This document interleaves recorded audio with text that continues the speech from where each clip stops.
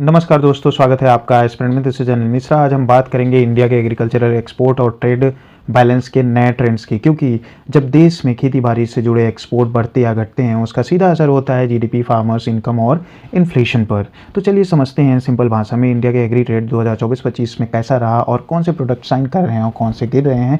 Current status की अगर बात की जाए तो इंडिया के एग्री ट्रेड जो है अप्रैल टू दिसंबर 2024 में इंडिया के एग्रीकल्चरल एक्सपोर्ट जो है ग्रो किया 6.5% से, जो कि 37.5 बिलियन यूएस डॉलर तक पहुंच गए। और वहीं पे इंपोर्ट जो है बढ़ के 18.7% से जो है 29.3 बिलियन यूएस डॉलर तक पहुंच गया है। इसका मतलब है ट्रेड सरप्लस यानी कि एक्सपोर्ट और इंपोर्ट की डिफरेंसेस जो है कम हो गई हैं। Major trend in India's agricultural exports की अगर बात की जाए तो शिफ्ट इन कॉटन ट्रेड। पहले इंडिया जो है सेकंड लार्जेस्ट कॉटन का एक्सपोर्टर था आफ्टर यूएस के बाद, पर अभी कहानी पलट गई है। इंडिया नेट इंपोर्टर बन गया है कॉटन का।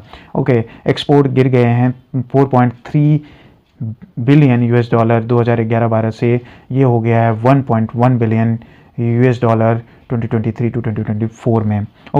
Shrinking agri trade surplus. India का एग्रीकल्चरल ट्रेड सरप्लस 2013-14 में था 27.7 बिलियन यूएस डॉलर, अब सिर्फ 16 बिलियन डॉलर हो गया जो कि 2023-24 में।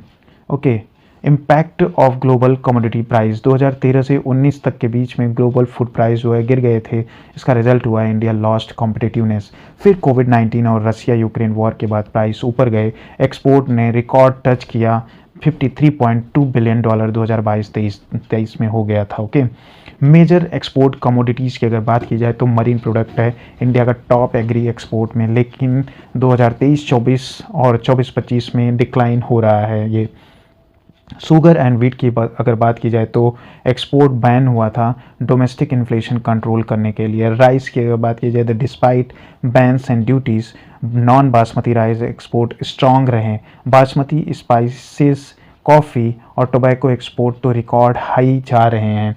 कैश क्रॉप की अगर बात की जाए तो कॉफ़ी एंड टोबैको एक्सपोर्ट बढ़े क्योंकि ब्राज़ील, वियतनाम, जिम्बाब्वे जैसी कंट्रियों में वेदर ने इम्पैक्ट किया था। अदर स्पाइसेस की अगर बात की जाए तो इंडिया वर्ल्ड लीडर है एक्सपोर्टिंग में chilli, mint, cumin, turmeric, coriander, fennel जैसे प्रोडक्ट में। मेजर इंपोर्ट कमोडिटीज़ में अगर बात की जाए तो एडिबल ऑयल्स है, सबसे ज़्यादा एडिबल ऑयल जो इंपोर्ट की जाती है इंडिया में due to Russia Ukraine war price affect की वजह से।